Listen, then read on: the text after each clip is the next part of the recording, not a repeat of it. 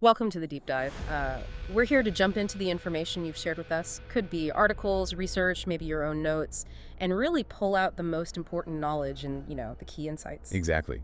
Think of us as your guides, helping you navigate through all that material you've given us, find those surprising facts, maybe connect some dots, and understand what truly matters without getting sort of lost in the weeds. Right. So for this deep dive, you've brought us excerpts from a podcast episode. It's titled The Graveyard Secrets Part 2. And based purely on the source material you've provided, we are stepping into a deeply unsettling local mystery.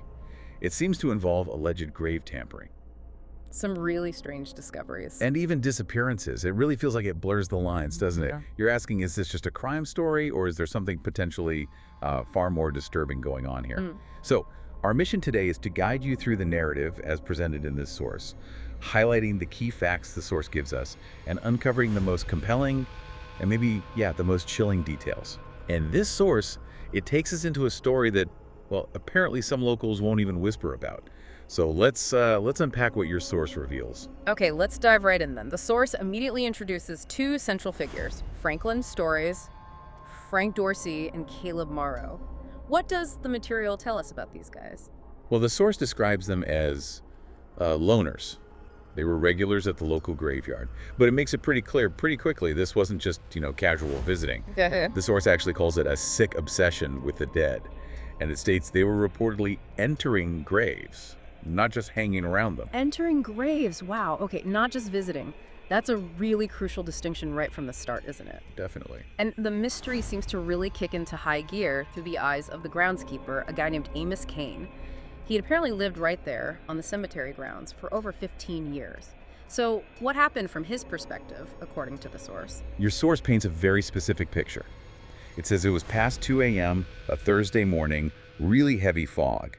And Amos reportedly heard this very distinct sound, a metallic clink, like a shovel. Not the wind, not some animal. No, the source is clear on that. He saw two figures. And interestingly, the source notes they weren't acting like typical intruders trying to be sneaky. They were moving methodically, almost in sync. Like they knew exactly what they were doing. Yes, suggesting experience, calculated work specifically aimed at opening up a grave.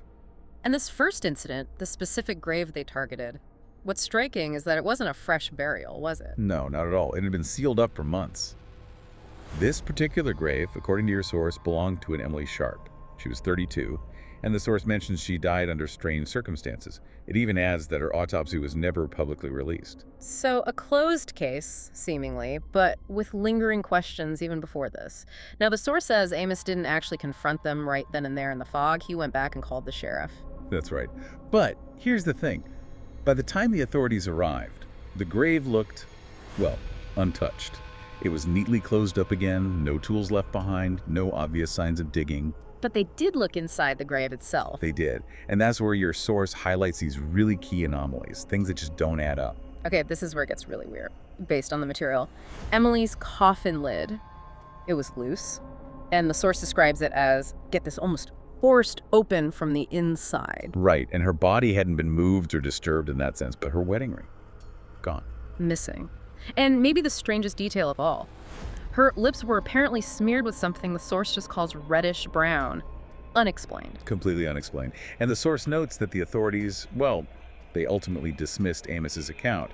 They chalked the loose lid up to, natural coffin degradation over time. Which, given the missing ring and that weird smear, that feels like quite a jump, doesn't it? It certainly raises questions.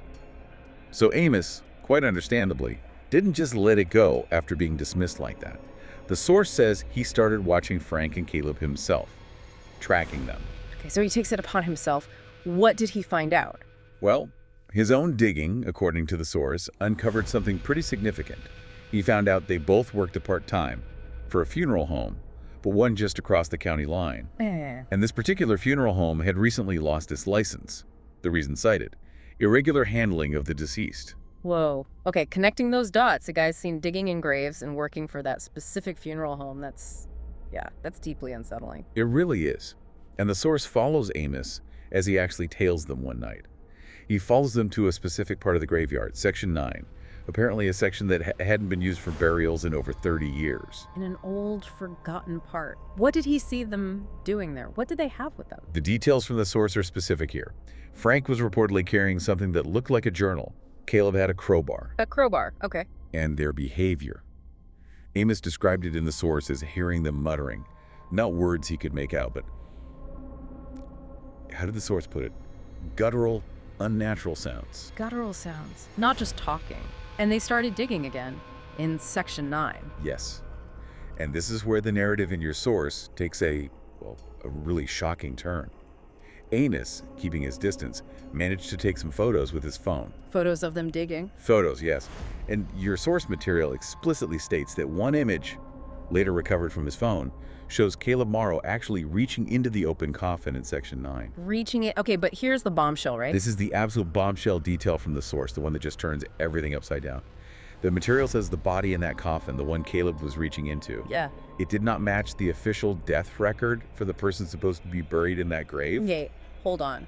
So they dug up a grave in an old section, and the body inside wasn't who was supposed to be there? That's precisely what the source claims, a completely mismatched body. That changes everything. What happened to Amos after he captured this? After he discovered this? Well, this is perhaps the most chilling part.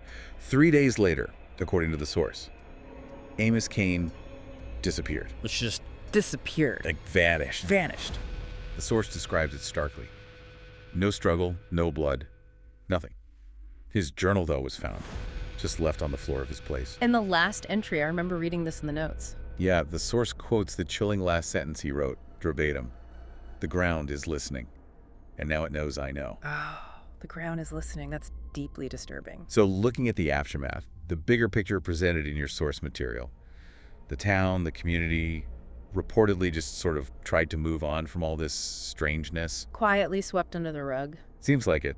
The source notes the cemetery itself is quietly sold off. No press coverage about these events, and crucially, no charges ever filed related to any of this, the grave digging, the mismatched body, Amos's disappearance. And the two men, Dorsey and Morrow. Well, the source states Frank Dorsey was killed a few years later, 2019, in a hit-and-run accident, and Caleb Morrow. According to this material, he hasn't been seen since Amos vanished. So, one dead, one disappeared, case closed. Officially, maybe, but the source suggests otherwise. Exactly.